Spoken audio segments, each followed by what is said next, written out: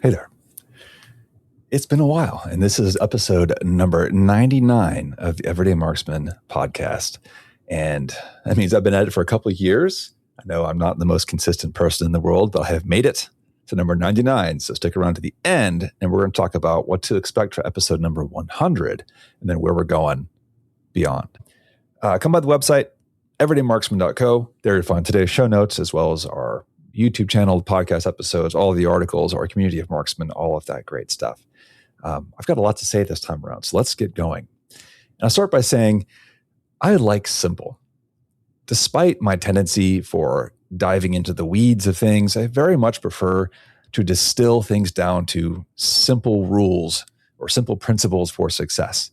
There's so much noise and so many things to keep track of in life that trying to be on top of all of it at the same time becomes a nightmare. And today, in honor of being the 99th podcast episode, I am sharing a few simple rules that I've settled on that have some pretty wide-ranging impacts on my life and my career and how I think about being an everyday marksman or martial marksman and all the great stuff that we talk about. So if you recall, I have some core tenets of the martial marksman training philosophy. And these are the ideas that touch just about everything that we do here in some way. And I like to apply them as we get into the weeds. But as a refresher, number one, train for the target, which means you have to know what you're trying to achieve and then stay focused on it. Okay, so know the objective so you can train towards that. Number two, there is no such thing as optimum. To say that something is optimized requires a specific set of known circumstances, and in real life, that doesn't exist. Sure, you can do that in sports and games that have rules or you have specific boundaries of competition you're trying to work towards, but in the real world, we don't know how it's going to play out, so there is no such thing as the perfect answer to all things.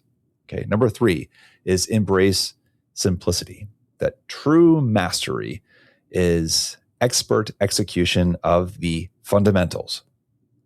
Okay, number four, remember that it is training and not entertainment.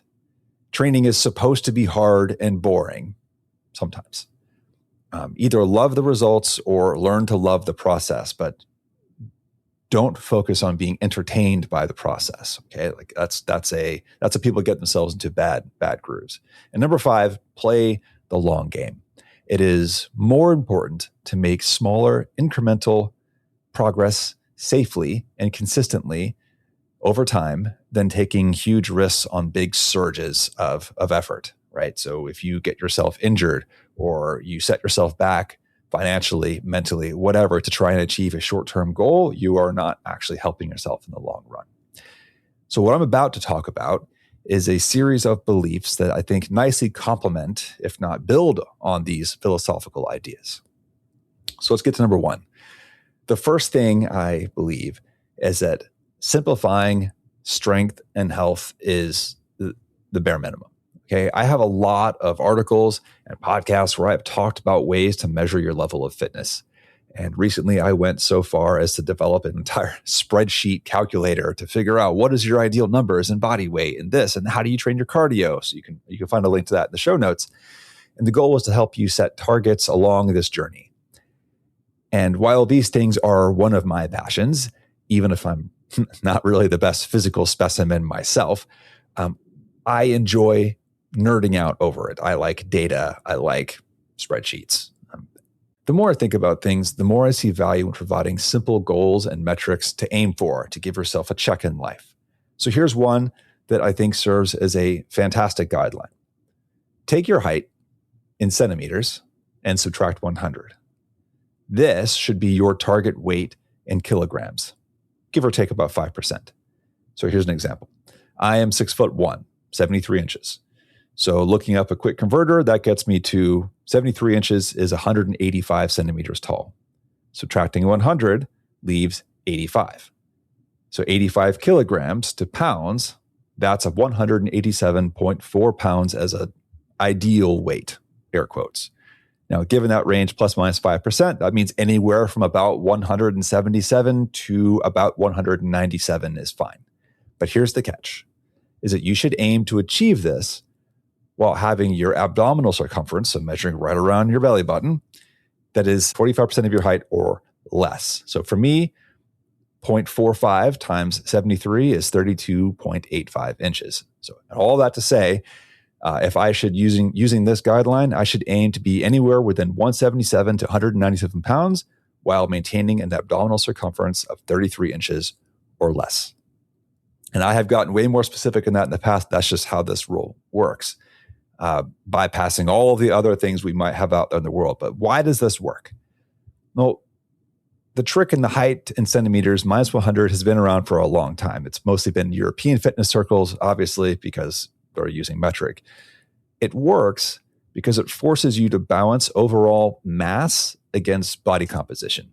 Now, to be clear, this is a metric that I apply to like an all-around performer and not a specialist. So if your specialty is in a strength sport like powerlifting, or you are in a profession that rewards you being heavier and harder to move, like a corrections officer, then do what you need to do.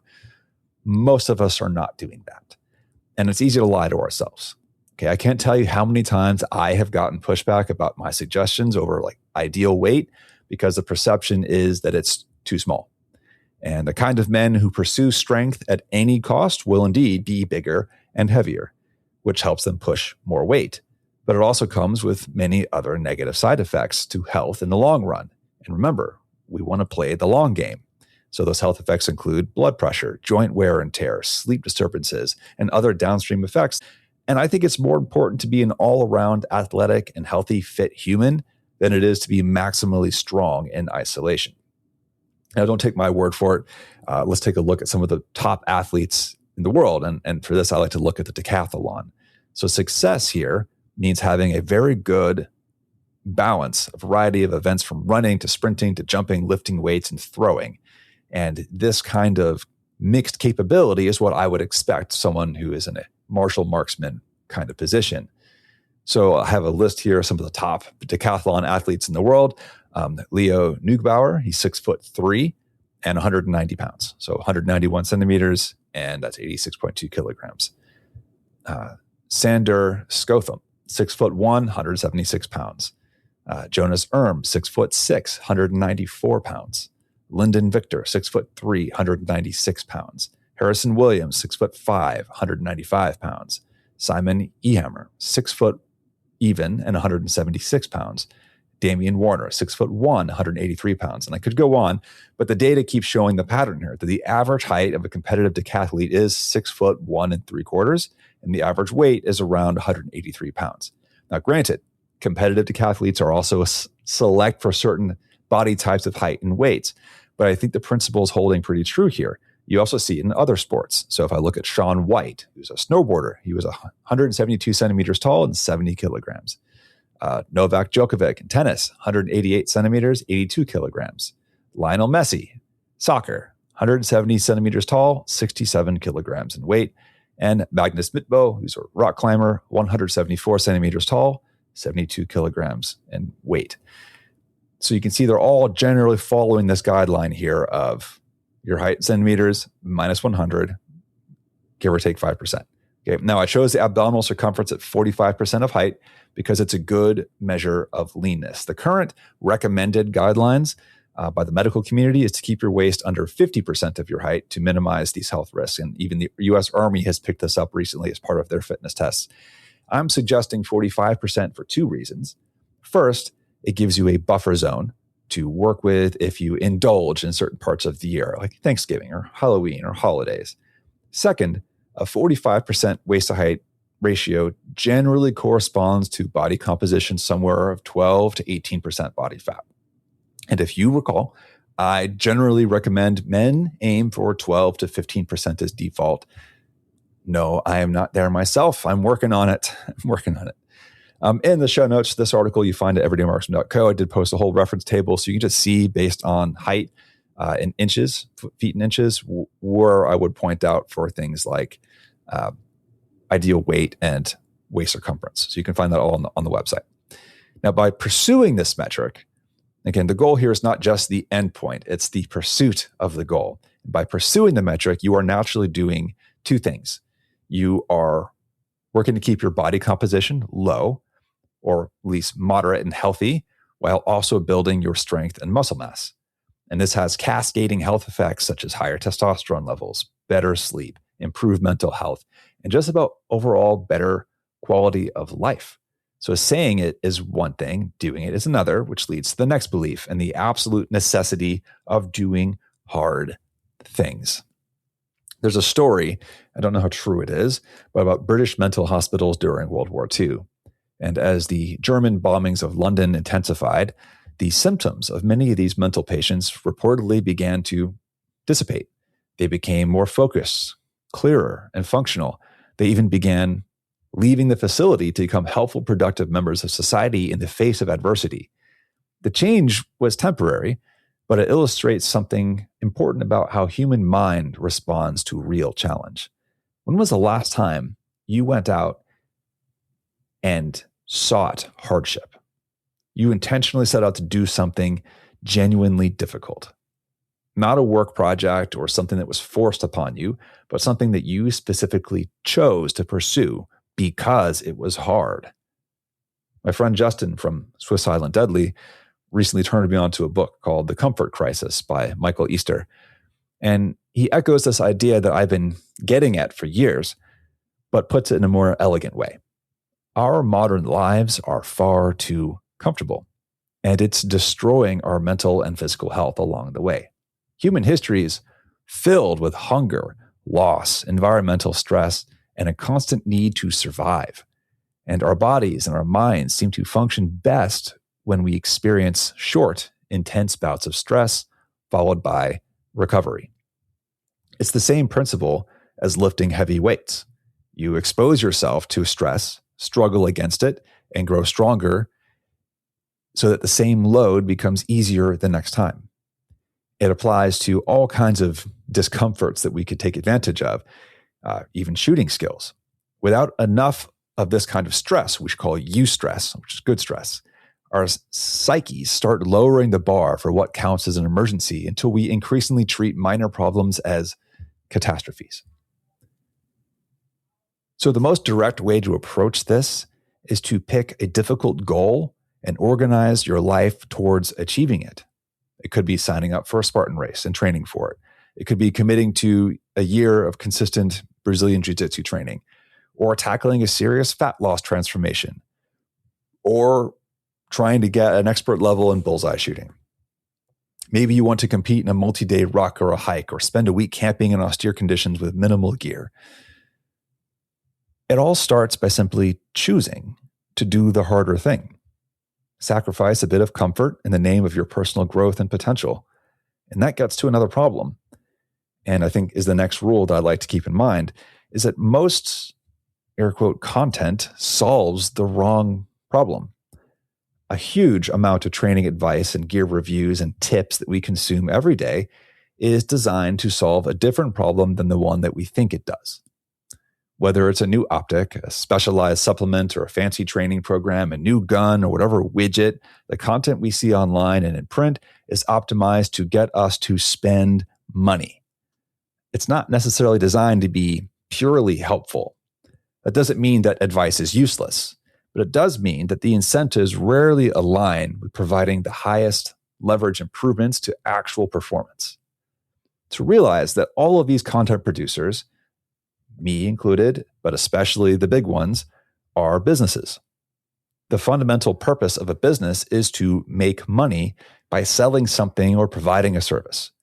Guns and optics are durable goods, which means that once you have a quality one, it's not really like it's going to fail on you anytime soon. It's not going to be the limiting factor in your performance. So manufacturers have every incentive in the world to try and convince you that the thing that you already have isn't as good as the newest thing that they produce, or that you really need to buy a second, third, fourth, or 10th version of it. So they rely on content creators to market these products and drive demand from both new and existing owners. Fitness content is not much different. Once someone grasps the basics and selects from a menu of good quality benchmark movements to pursue over time, the content producers need something else to sell. So maybe it's some secret hack they learned through their coaching experience, but it's really just rearranging the same ingredients on the menu.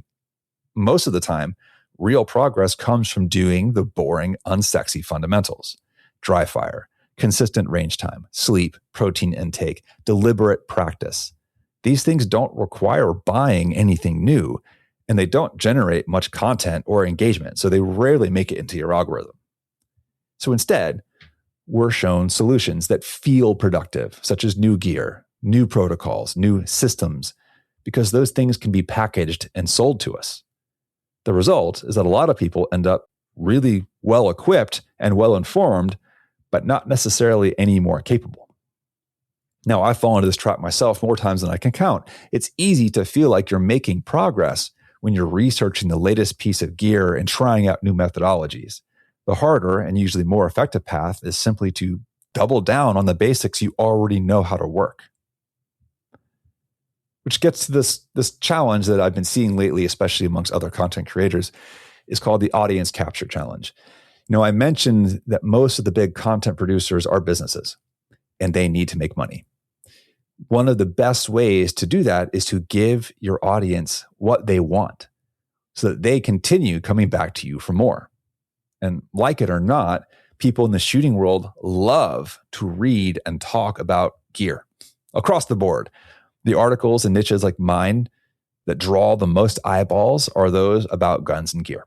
So there's a ton of incentive to keep producing that kind of content. Manufacturers know this too, so they drip out new releases over the year to keep people engaged, keep them talking. They work with content producers to publish timely reviews on somewhat short deadlines. So you rarely see these multi-thousand round burn downs of tests of new products. Not playing along and providing negative feedback on the part of the publisher results in a damaged relationship and no products to review in the future, which means fewer eyeballs and then suffering business. So I can tell you from experience that for the most part, publishers would rather just not publish a pointed or negative review of something than hurt that business relationship.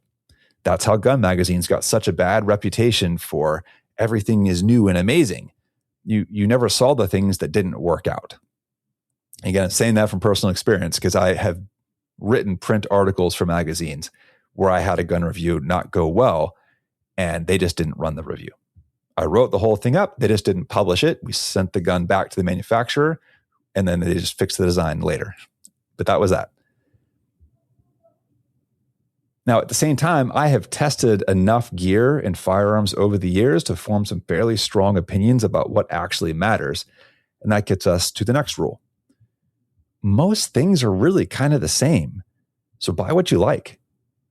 Once you reach a certain level of quality, most gear in any category performs similarly enough that the differences are smaller than we really want to admit. A good, reliable defensive pistol or rifle from any major manufacturer is going to do the job well. The same is true for optics, boots, nylon gear, and everything else. The gap between good and great is marginal, and it's nearly unnoticeable for most people. At some point on the spectrum, you are spending more money for the prestige of the thing and signaling something about yourself rather than buying actual performance. What does matter is how the gear interacts with you. Not just the important elements like the ergonomics, balance, the feel of the trigger, but how it interacts with you emotionally. In other words, you should also account for things that you just enjoy, you feel good using, and you're passionate about. So much of the advice that we see out there focuses on being practical or fixates on optimization for low probability events. And I fell into this mindset myself for a long time. Everything was about the best tool for the job when it came to defense of my home, my community, or myself during an emergency, otherwise known as trying to be optimal. When out and about carrying a concealed handgun, it was the optimum balance of size, weight, capacity. But the gun was also boring, and I didn't really want to practice with it as much as other guns in my safe that actually brought me joy to shoot. And over time, I realized that the guns I enjoyed shooting were the ones I actually trained with. The optimum choice sat in the safe more often than not. And that's why, despite them being heavier and lower capacity, I've slowly shifted to a preference in metal frame guns and even revolvers. It's what led me to investing an unreasonable amount of money into personalize my favorite guns using a gunsmith to foster that emotional connection to them. The guns that I connect with the most are the ones that I practice with and carry the most, which makes them more effective choice for me in the long run. Not because they are technically superior, but because they keep me engaged in the skill of shooting. The tactical Timmies and sheepdog Shanes of the world will obviously tell me that my personal choice of a single stack metal frame gun or a 6-shot revolver are poor choices, and they're sure to get me killed in the streets. And while obviously limiting myself to an unoptimized choice in the modern world is a personal choice, I feel less pressure to optimize for an event that will, in all probability, never happen. So the principle applies beyond guns, by the way. Consider the other gear you actually want to wear and use, or maybe in the gym, the kinds of movements and exercises that you enjoy doing. Is a steady diet of double kettlebell front squats and clean and press the most optimum way to gain strength and conditioning? No, it's not. But if you connect with it and you keep showing up to do it, then it's worth it. The connection is what makes things sustainable, and it's what gets us to the final rule. Consistency trumps everything. At the end of the day, all of these ideas, from simple health metrics to the willingness to do hard things and the choice of enjoyment over optimization, only matter if you stick with them. Way back, one of my earliest podcast episodes where I interviewed Russell Miller, he said, accuracy is a product of consistency. And when he said that, the context was about consistency in actions and behavior. He meant setting up and executing your shot process the same way every time. But over the years since that conversation, I've realized that the idea applies to nearly everything. Whether it's manufacturers holding to a consistent tolerance or a consistent technique for performing a lift in the gym, performance is a product of repeatability and consistency. Consistency is the real multiplier in life. The more frequently you do something, the bigger an impact it has on the rest of your life, for both good and bad. The mediocre training plan that you actually show up and execute every few days is better than the optimal one that feels like a chore and you consistently find reasons not to do it. Consistent execution of the fundamentals is what drives progress. And the more time you spend researching the next big thing, the less time you spend actually training the basics. And the more you optimize on paper, the less likely you are to build habits that are going to move the needle. Most of the noise in this industry exists to distract you from this simple truth. So choose your standards and techniques. Make them simple enough to remember and challenging enough to matter. And simply show up consistently, even when it's boring, even when it's hard, and even when nobody else is watching. So I'll leave you with a final thought. If there is one overarching message of all of this, it's that simplicity and consistency beat complexity and consumption almost every time. Health and fitness metrics don't need to be complicated. The training doesn't need to be optimized to the nth degree. Remember, there is no optimum. The gear doesn't need to be the newest or the most advanced. What matters is showing up again and again with standards that are clear enough to follow and meaningful enough to matter. Most of the noise exists to pull us away from that simple truth. It sells us on the idea that we're missing something, that the next purchase or the next program will finally be the thing that moves us forward. And in reality, the latest thing is rarely the problem. The actual problem is usually whether we're proficient at the fundamentals and willing to keep doing them day in and day out. So choose your standards. Keep them simple. Do the hard thing when it counts. Choose gear and training that keeps you engaged and show up. That is where results are going to live. All right, thank you. And I said at the beginning of this one that for episode number 100, I was going to do something a little special. So I'm going to do an Ask Me Anything. And so go out in an email, go out in the podcast. I've heard else that, but you can go to everydaymarksman.co/AMA and it'll take you to a survey. So any question that you want to ask me, go ahead and ask it. And I'll take some of the best ones and I'll publish them and I'll ask them on the air and give you my best answer that I can. So once again, everydaymarksman.co/AMA, and I will see you in episode 100. Take care.